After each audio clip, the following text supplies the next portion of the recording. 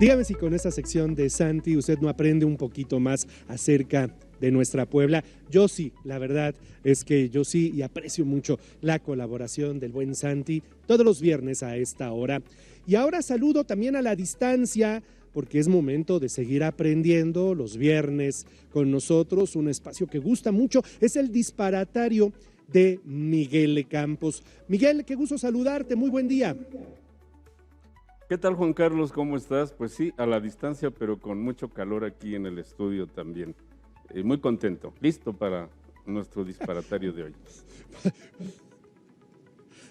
Dices con mucho calor allá en el estudio, yo me estoy congelando, tengo las manos heladas. A ver, empecemos. Vamos con el primer caso de este día. Devastar, lo estoy diciendo con la V labiodental, devastar o devastar. Esta la digo con la B.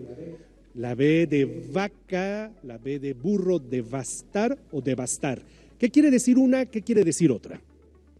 Sí, Juan Carlos, las dos valen, las dos existen, no tienen ningún problema. La dificultad estriba en que a veces se emplea una en lugar de otra. Ahora que pasó la temporada de lluvias, por ejemplo, por ahí escuchamos decir que la lluvia había desbastado los cultivos.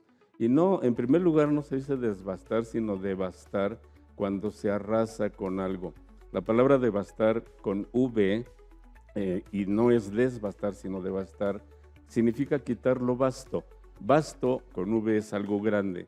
Un cultivo pues tiene muchas semillas y obviamente cuando viene un granizo lo arrasa, destruye las hectáreas y lo reduce. Por eso se dice devastar. Y desbastar significa quitarlo lo vasto, lo tosco.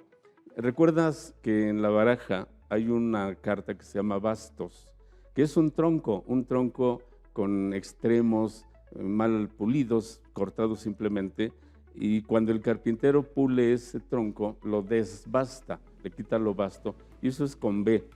Entonces el carpintero desbasta la madera, pero la lluvia puede devastar los cultivos. Así se usa correctamente, Juan Carlos.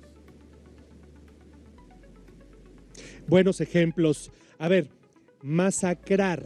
La palabra masacrar en un país como este, sobre el que pues este tema, las masacres son frecuentes, masacrar, ¿es lo mismo que golpear fuertemente? Lamentablemente lo que dices pues es un hecho. En términos generales, masacre viene de masa. Cuando se asesina a muchas personas en grupo, en masa, esa es una masacre.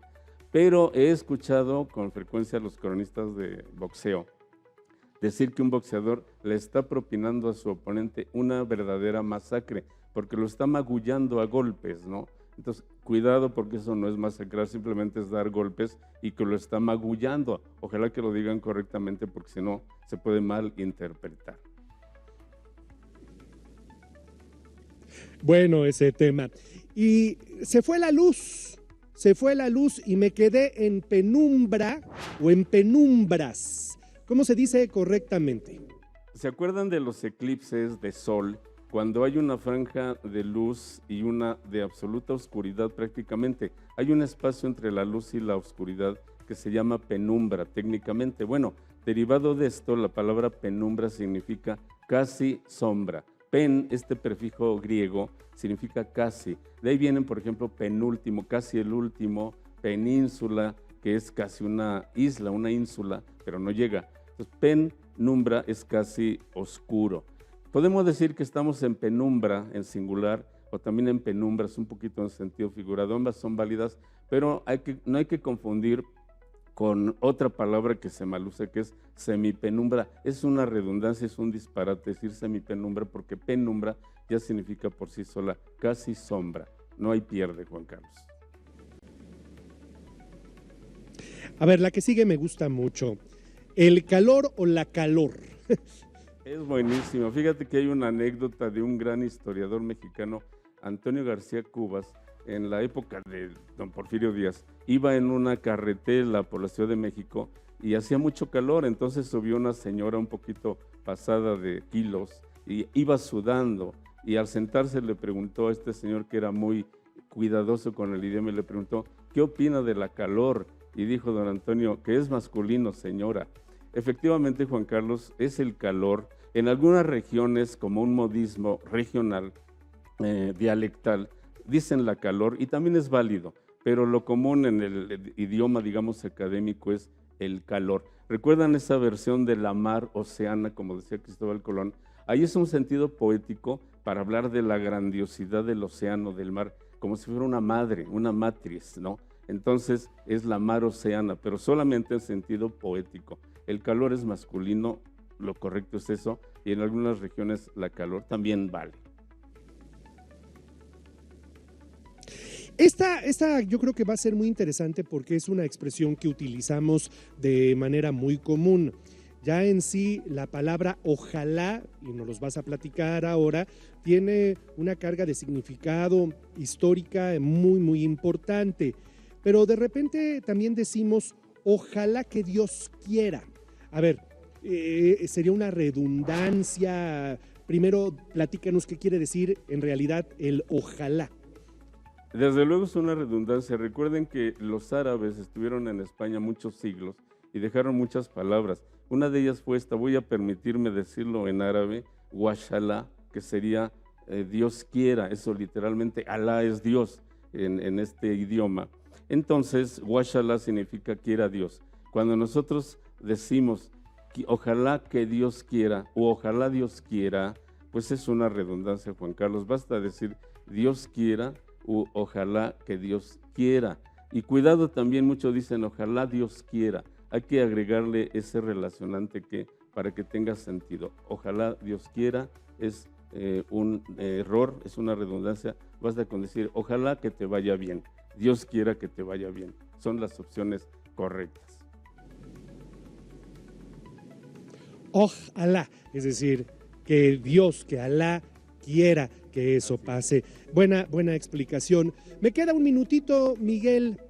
Hay una expresión, también es relativamente común, hablar de la victoria pírrica. ¿Qué es una victoria pírrica? ¿De dónde viene esta expresión?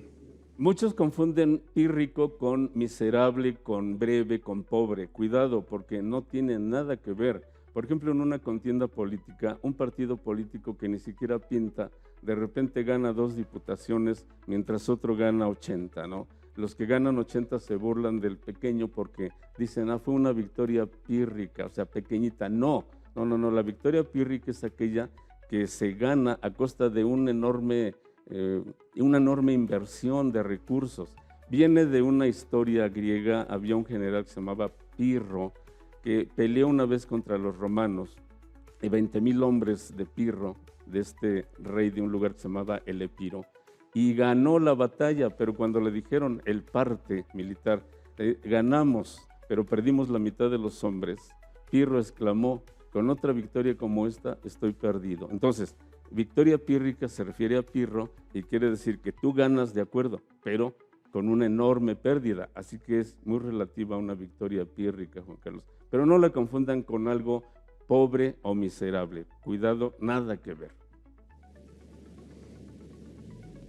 Fíjate que yo la confundía, y hoy aprendí algo contigo, yo la confundía como a una especie de victoria efímera. Sí, tuve una victoria efímera, pero bueno, qué interesante historia. Una victoria pírrica es una victoria que costó mucho la inversión, que costó mucho en hombres, si es que se trata de una guerra, en fin. Miguel, siempre es bueno aprender contigo, tus redes sociales. Gracias, Juan Carlos, un abrazo te dejo y les dejo también mi red social X, Miguel Campos R15. Súmense para seguir creciendo en esta comunidad donde trabajamos en beneficio de la comunicación. Te mando un abrazo, Miguel, muchas gracias.